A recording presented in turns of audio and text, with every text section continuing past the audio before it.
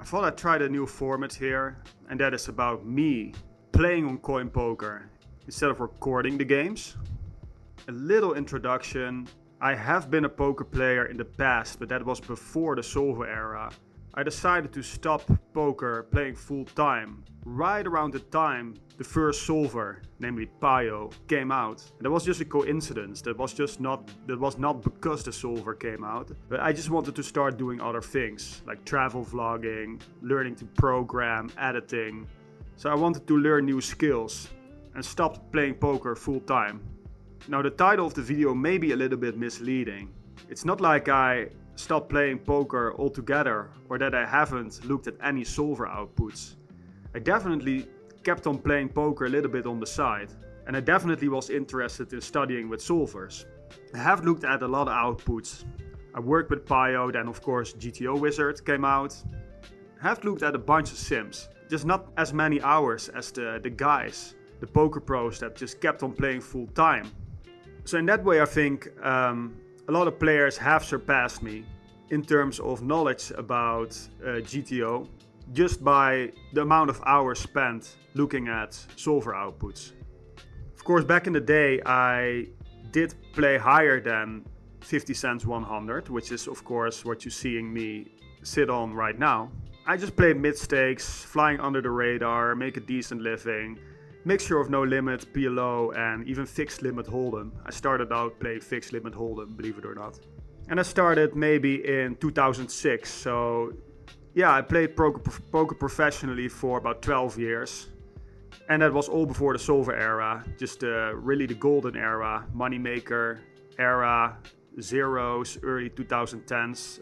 So then I turned 30 and then I stopped playing full time. But no, I did reinvent myself in my part-time years, and I have worked with solvers and I try to rebuild my game, or like my game definitely transformed into something else.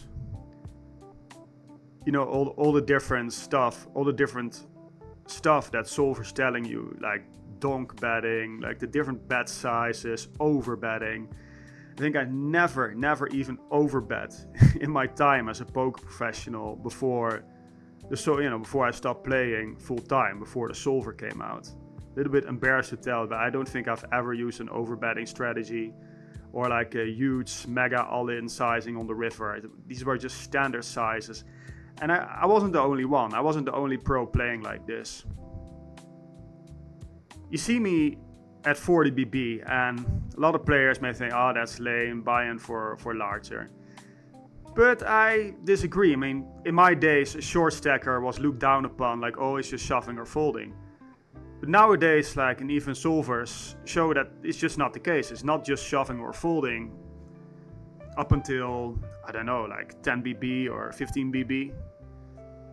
You know, even 20 BB and definitely 40 BB, there is still a lot of play.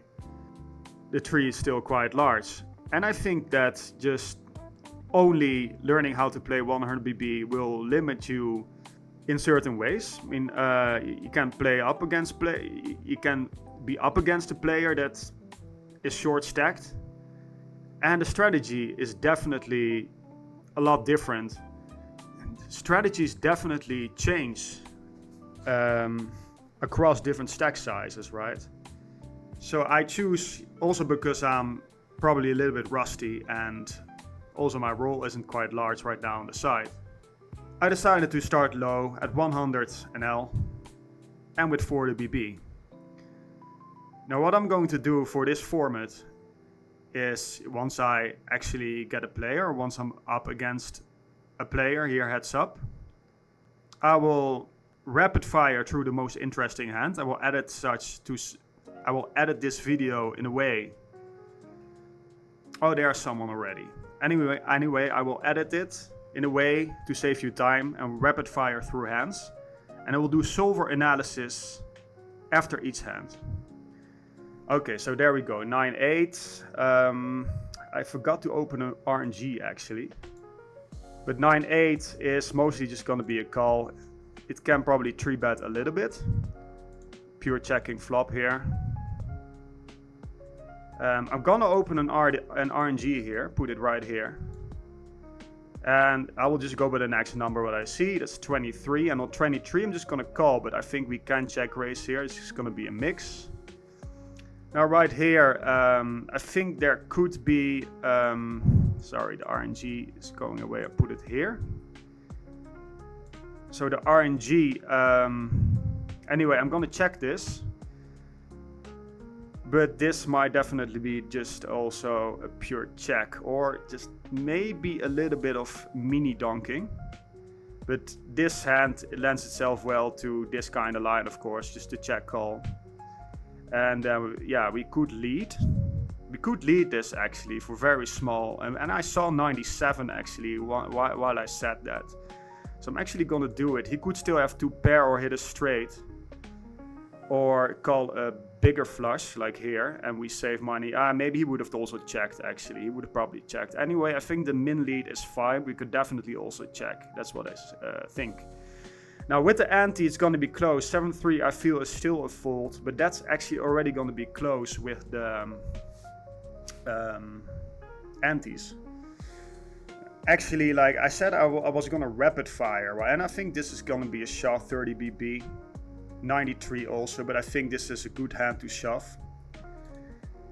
And what I was going to say is that I'm playing heads up, so I don't really have to rapid fire through hands. Every hand is just something to say about. What I'm going to do at the end of the session is just, yeah, I'm going to min raise for now. I haven't set my bet sizes yet, but I wanted to raise a little bit bigger. Min raise is fine. 2.5 is fine. I haven't set my preferred bet sizes yet. So at the end of the session, I'm going to do GTOWizard AI Analysis of the most interesting hands. So let's just play for now. So we're going to do a lot of limping. I think this is a very good limping hand, if not pure. At this stack size, I had 31. I'm definitely gonna limp this. Right, I'm just gonna try to emulate. Okay, this is too big for me to float right now, I believe, but it's already relatively close. But we're a little bit too disconnected. Yeah, with the backdoor flush draw and yeah, with a pot size lead, just gonna fold. And he's definitely a recreational because you should never just pot lead in that situation out of position there in a limped pot. So that is all right. So we're just gonna min raise or 2.5x open actually. And this says 2.5. See, I haven't set my bet sizes yet, but fine. I'm just gonna type it in. 2.5.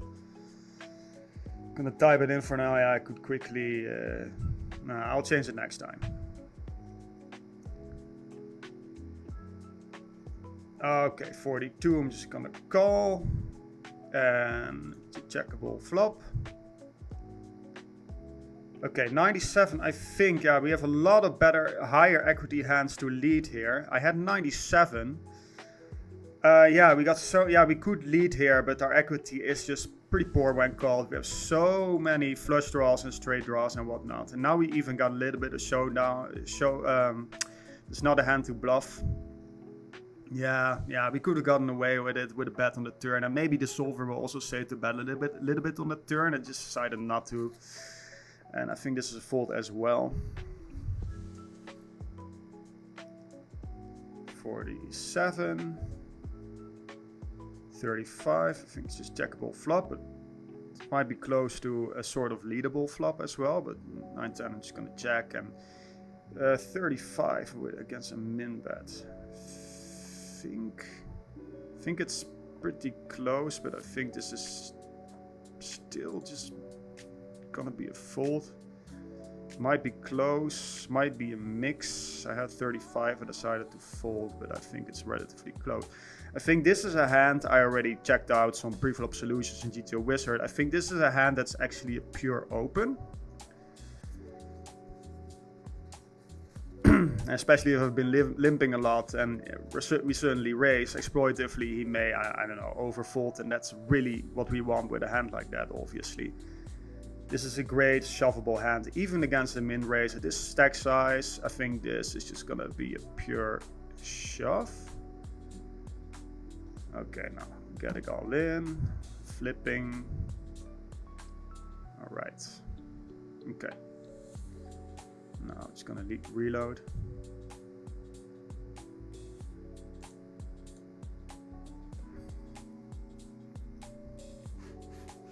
A3 again is crap. Queen 9, 87 already becomes closer because I think we're actually even want to be a little bit more polarized at this stack depth. Really just maybe 3-bet more hands like, you know, Queen 5, Queen 4 or whatnot. But this is close to a 3-bet and might be a little bit of 3-bet. 92, yeah. Yeah, I think we can actually float this on 92, it becomes super close. I'm actually just gonna do it, I think it's pretty close.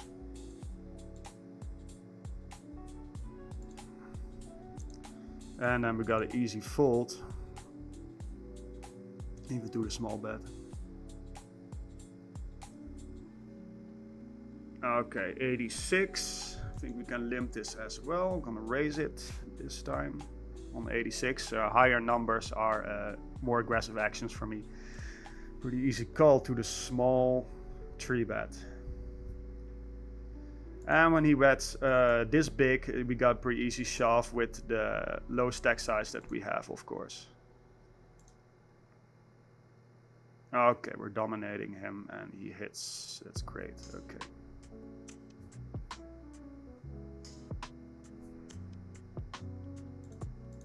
And well, then he leaves. Okay, well, let's just keep it at a short session. I'm already tilted. No, I'm just kidding. We're just gonna get into the solver analysis right now. GTOWizard AI. Okay, so for this first hand, of course, we're starting out with 40. Ante is 0.2 BB. That's correct.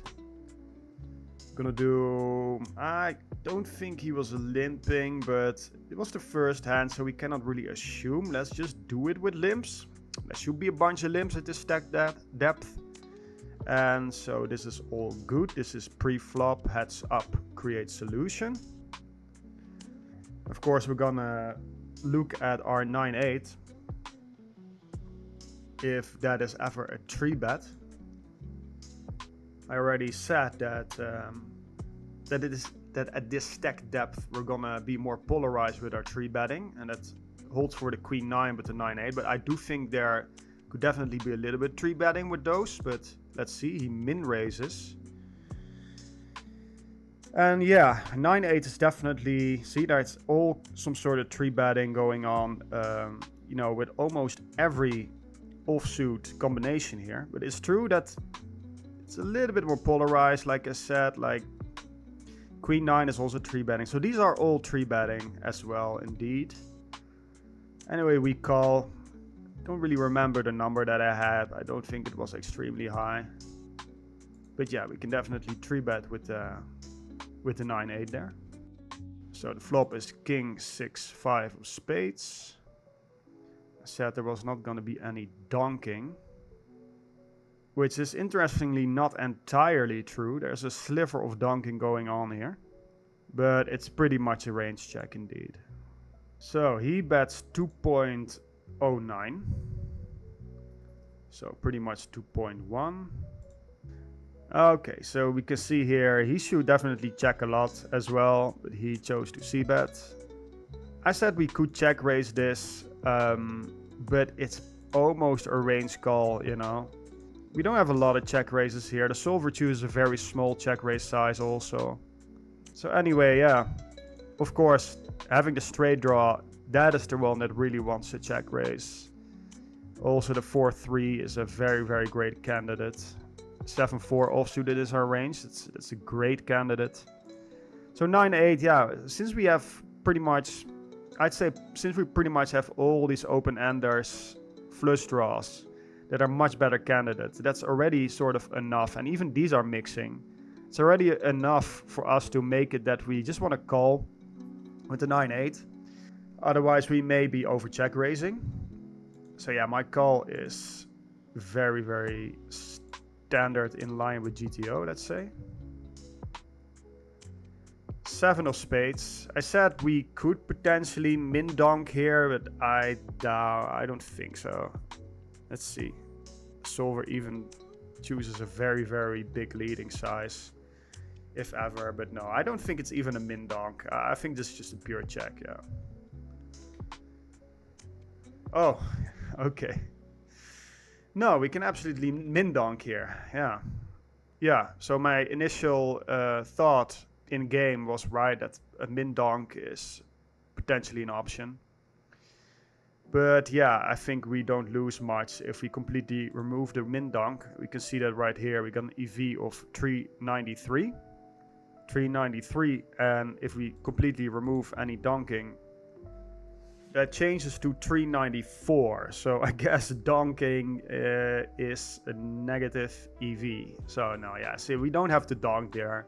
It is an option, but it is a very, very solid simplification to never donk here. Then he bets 2 big blinds.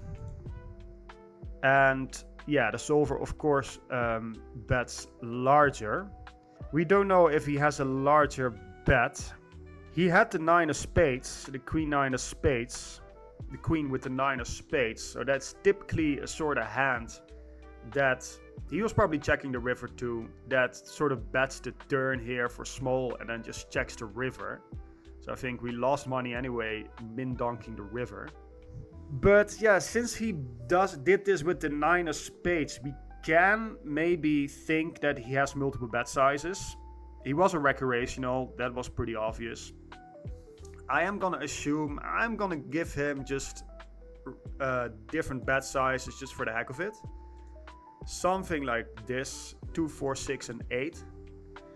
Simply because he had such a marginal showdownable hand. And yeah, his strategy isn't even, horrific or any horrendous. There is some $2 betting for the solver. The solver could actually split. So yeah, I'm just gonna go with this. And yeah, we're obviously just gonna have a call with the 9-8. That's not even close. Yeah, on the 3 of clubs river, I thought that min donking was an option.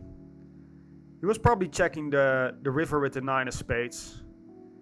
But perhaps he wasn't, Maybe he could do this with a 9-10, maybe jack of spades, and then call my min donk, but he would have otherwise bet the river. So that is a way to save some money, to gain some EV by seeing a showdown for less of a price, because for a small bet, we are probably forced to pay him off at least most of the time. And additionally, of course, he can call us with a 2 pair or a straight for this min donk.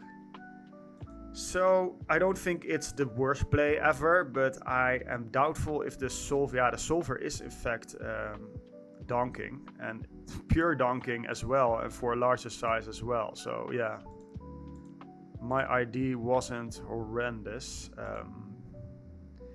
Let's also see if he's supposed to bet the 9 of spades. Well, the solver chooses a very, very large bet size, and for that sizing, the 9 of spades isn't value betting. But if he was value betting, we can even assume that he is, betting a very small size. I'm gonna give the solver a myriad of different bet size options, and then I think the 9 of spades can potentially be a bet, which is in fact true, and it's very, very close, but it is indeed. He was probably checking, It is most of the time just going to be a check. But yeah, I mean, we are actually donking a lot here. So that is pretty interesting to observe. Just for the heck of it, I'm just going to give myself a lot of different donking options, just to see if the solver ever splits sizes here. And yeah, the solver still chooses the smaller sizes, including also min bet. So so with multiple different sizes, we have 5.6 in EV. If we just have the min bet sizing, which I think I would only have in my strategy, actually, probably. In that case, we lose 3 cents of a blind. But But yeah, the 9-8 is actually pure doing that. So yeah, I don't know what I was talking. It's not even close. I don't even...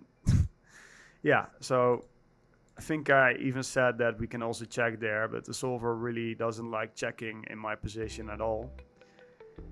So yeah, I guess we played our hand, decently. And my donking ID was sound, but I didn't think we would donk 44.3% of the time, I can tell you that. Now, on to the next hand.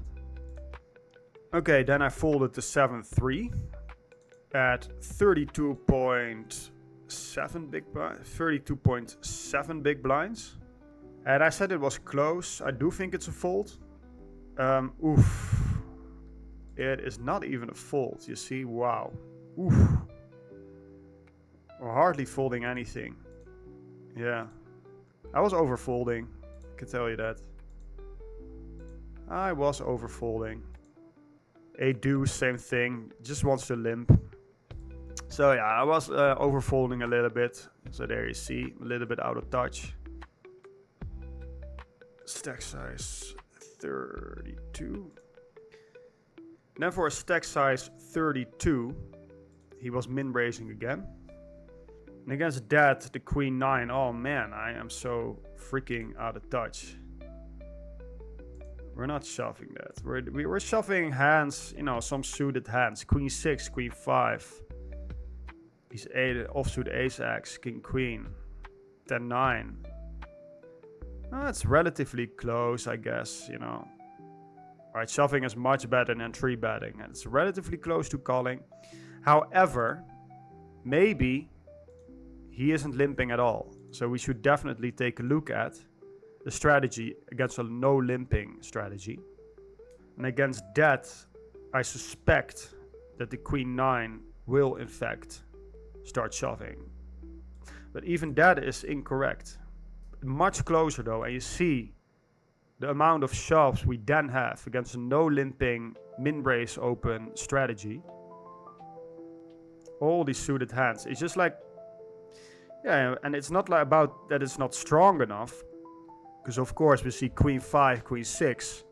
They have an EV for all-in for about for 62 cents and 69 cents. Whereas queen 9 is 1.16, so much higher EV shoving with queen 9 than queen 6 and queen 5. It's of course about the EV difference between calling and shoving. And calling just performs better for the queen 9 because it just probably just plays super well. It's very comfortable navigating flops, turns, and rivers when you hit, very playable hands, like post-flop hands. Very playable situations where you can navigate, start check raising.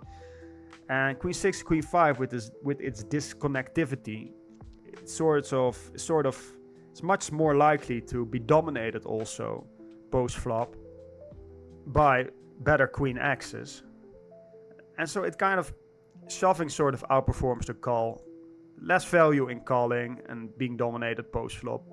Can fold out a lot of better queen axes. Queen 9 keeps in all the queen axes that we dominate. Plus it has that additional playability with the connectivity. Okay, then we limped 10-7 clubs with a stack size of 36.1. And with this one, I'm pretty sure that this one is limping at this stack size. It's typical the hand that you can easily limp call. Yeah, it's really right in this sweet spot where I can easily limp call. Very playable hand. But, it's kind of iffy to call 3 bets for a lot of, I don't know. It's just like a great hand to limp call with.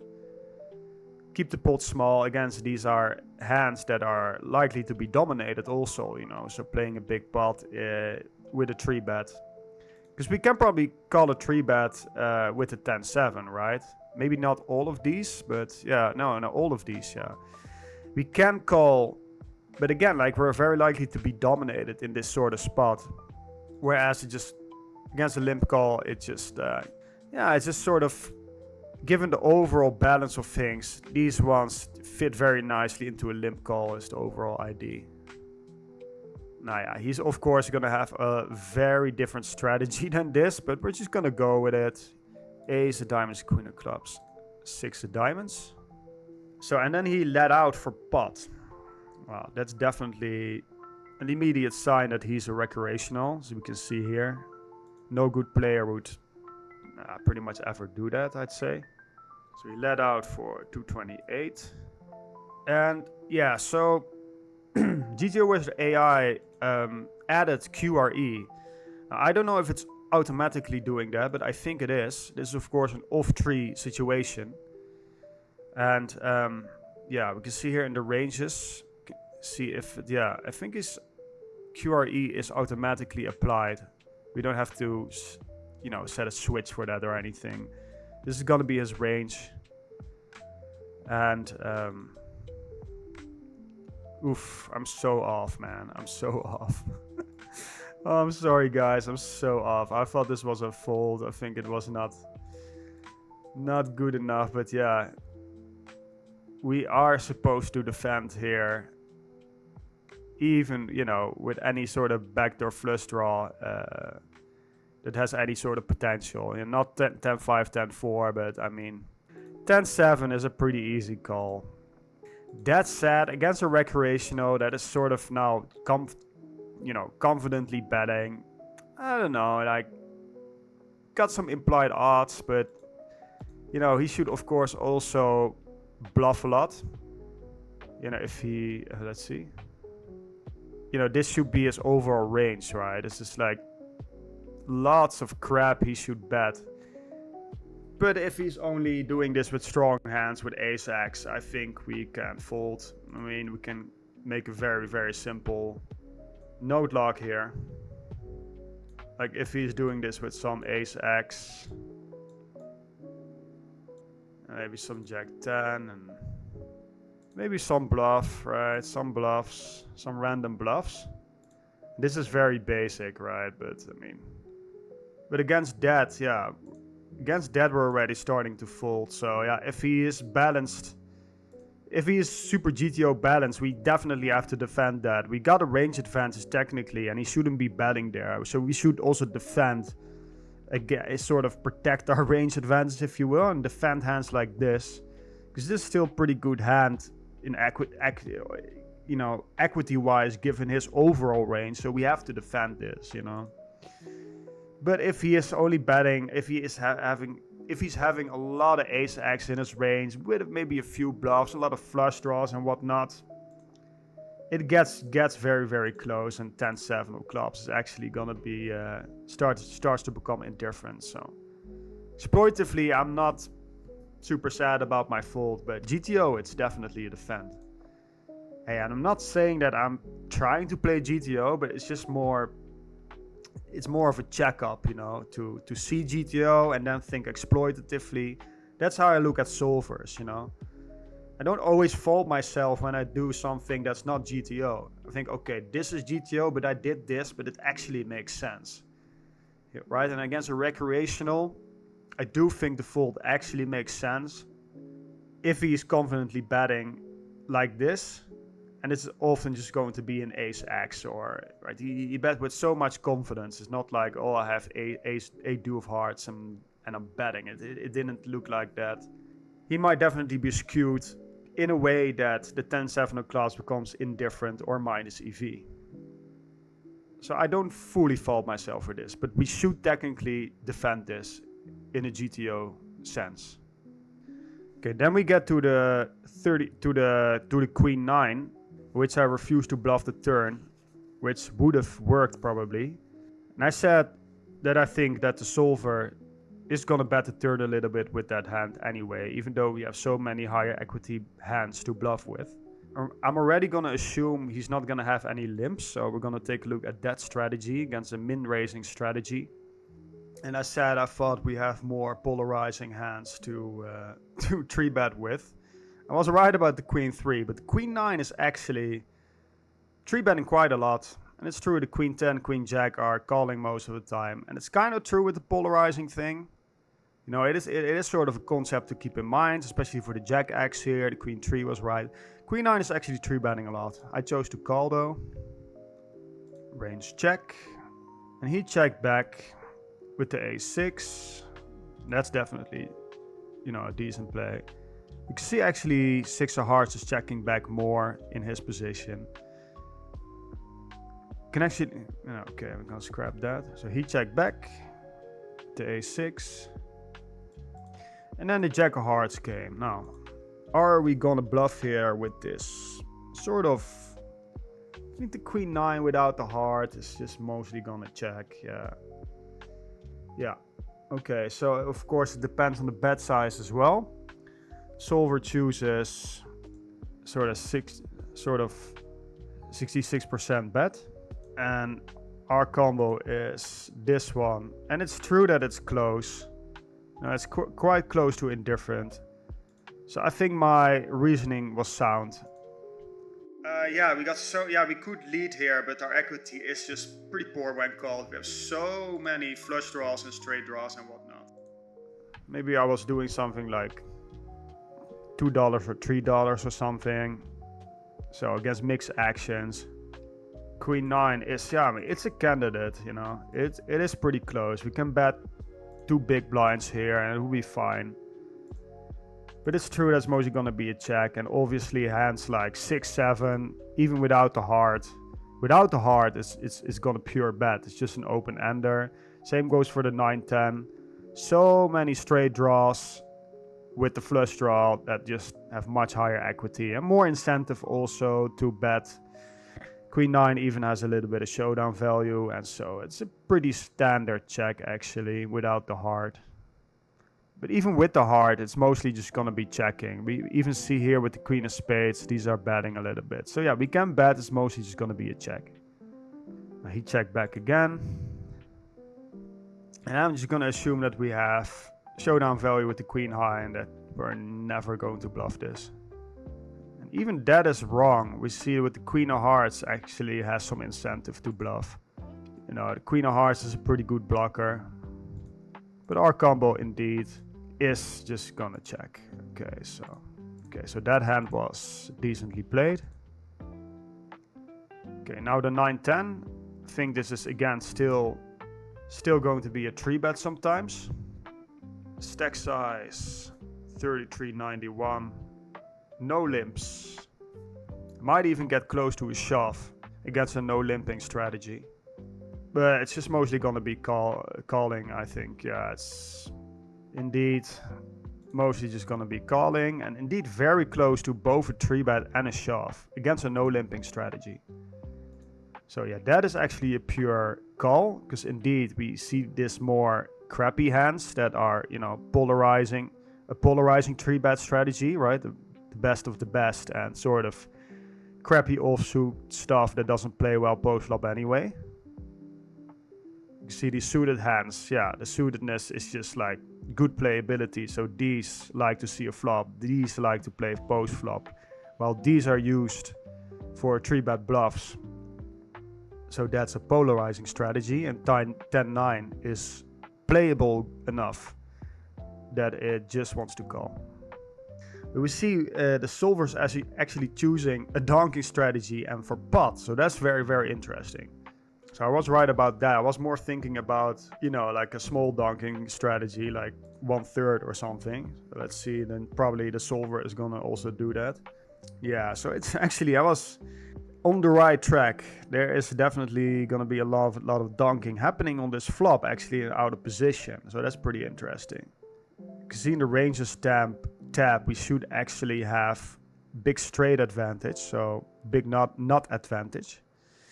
2-pair advantage, and we can see right here this light blue line is above the green line in the very, very high equity region.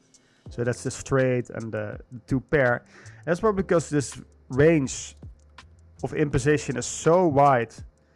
We're gonna fold a bunch of stuff here, right? And so he's gonna have way more combos, way more crap also. And we're gonna mostly just gonna be calling hands that hit this board quite well, even 6-3 offsuit, which is pretty crucial.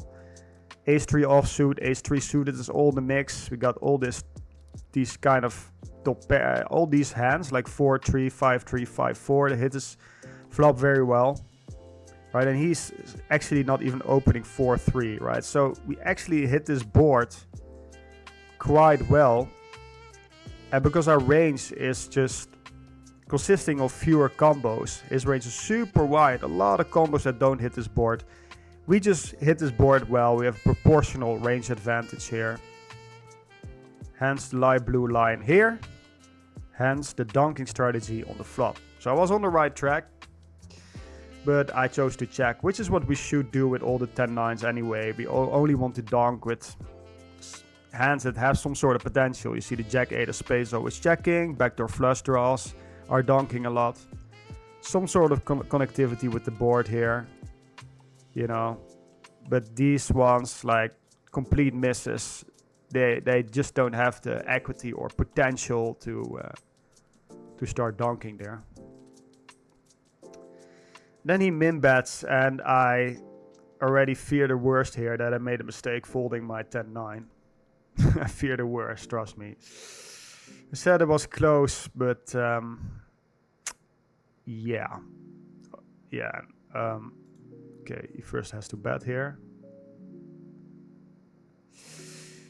No, I was this time actually right that it's very close. Let's take a look at our combo. 10 of hearts, 10 of hearts, 9 of clubs. And we can see it's extremely close. It's slightly minus EV or indifferent. And so, yeah, we definitely want to fold this kind of offsuit crap that completely misses. And so, yeah, okay. So I was on the right track there as well. I thought it was close and went for the fold. So I'm happy about that one. Then the 8-3 of clubs. I said this was going to be a pure open, which was kind of remembering that. And it's not exactly pure, but it is true that these kinds of hands that are not as great limp calls, like this sort of region, what I mentioned earlier, the 10-7. These kind of disconnected, sort of crappy suited hands, they like to open, right? Folding out hands that dominate them, and they're just not super great or playable. They like to open, while these like to limp call.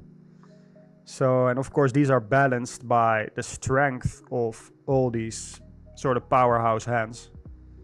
That's sort of the balance you see, right? And these are just crappy as well. They limp, and so yeah, I was on the right track here as well. Oftentimes these actually do pure open, but it can limp as well. I said earlier that this was gonna be a pure shove against. So we're gonna take a look at a no limping strategy that is min raising, and against that I do still think the ace jack is gonna be a pure shove. What it is, this whole slew of ace x, good ace x's, including ace 4, ace 5, ace 4, and again all these suited hands, and again not the queen 9. A lot of shoves anyway against that kind of strategy. And with the ace jack, it's not even. We can of course 3-bet, but yeah, I do think a shoving strategy is mandatory at the stack depth, especially against a no limp strategy. And I'm curious to see about the EV for that. You can see 0.85 EV for the strategy where we're 3-betting and shoving. Now, if we remove the shove, I think it's gonna be definitely decreasing towards. Oh, it's not even true, right? Okay, still 0.85. That is interesting. Yeah, that is interesting. But it's, yeah, we don't know about the accuracy of this solver. It may still, but okay, it definitely tells something, you know, that we don't necessarily have to have a shoving strategy here. But given the option, the solver is definitely choosing it though. So yeah, anyway, the ace jack is a totally viable shove. Queen 9 again. And we saw earlier that we can 3-bet this.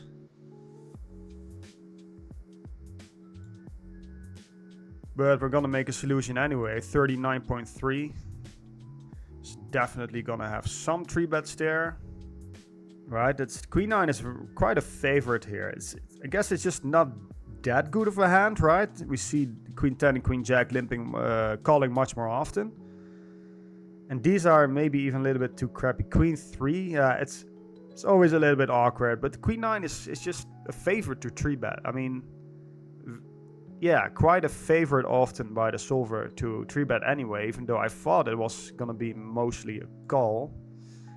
King of diamonds, 8 of spades, 2 of diamonds. 3 big blinds. Solver says, you know, the solver chooses very small sizing. He bets 3 big blinds. We're gonna assume this is only sizing for this sort of spot, but you know, we never know recreationals. And of course, this is, yeah. And I thought, yeah, okay, the queen 9 is not even close. I was already doubtful about it. I was actually doubtful about this call, but it's a very, very, very pure call. It's because of his big sizing. I know this is just gonna be a call against a c-bet on this flop at least, right? But yeah, even against the bigger sizing, you know, it's just a hand that we cannot fold, or we'd be vastly, vastly overfolding otherwise. But it's sort of a float, because I'm pretty sure that on the 7 of clubs,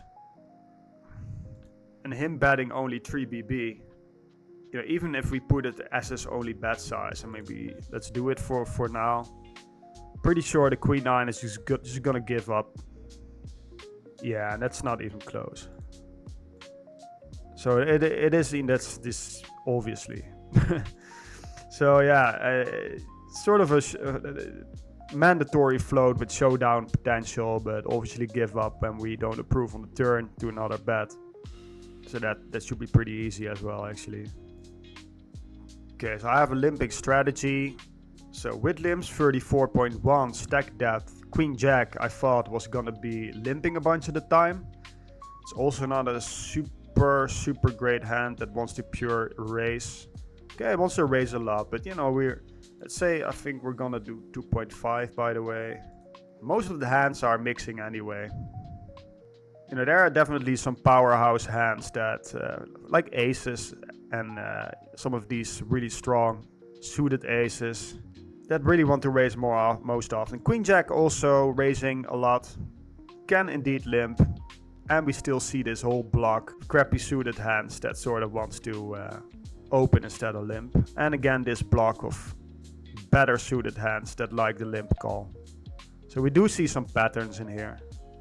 Queen jack is a mix, I opened, totally fine. Okay, so we had a peculiar 3-bet size to 6 BB. Gonna assume he's not gonna have any shoves. Actually gonna put it as his only 3-bet size, just for the heck of it. A lot of players, a lot of recreationals will still have, some are loose cannons that do whatever, but a lot of them still have consistent bets and raise sizes, I do believe. And I said it was a pretty easy call against a 3-bet. Well, we're definitely not folding. Yeah. It's not even close. So this is what our response looks like anyway. We're slow playing the aces and kings. That's very important also. Okay, so we do call. And yeah, nothing to say there. He's just spotting this flop, and we're just pretty much just gonna shove or fold, I think, anyway, when he does so. Just give it as his only sizing, just for the heck of it. Doesn't really, I mean, it does matter, but doesn't really matter for our hand. You know, we're just gonna shove. Wow, it's not even. Yeah, we do have calls here, and we should be balanced here in the sense that that we're calling some Jack X. Yeah, but you know, definitely exploitatively we want to shove, because players just don't, recreationals just don't bet fold like this at this stack depth. Very extremely rare, I'd say. And again, this should be his, strategy. Should have a bunch of bet folds, right? Like queen 6, queen, king 6, queen, king 3, etc. And a bunch of checks as well, because I guess this board hits me quite well. But in reality, he's just gonna have hands like that he's just gonna get it in with. So exploitatively, I think we just wanna that that shelving is higher EV than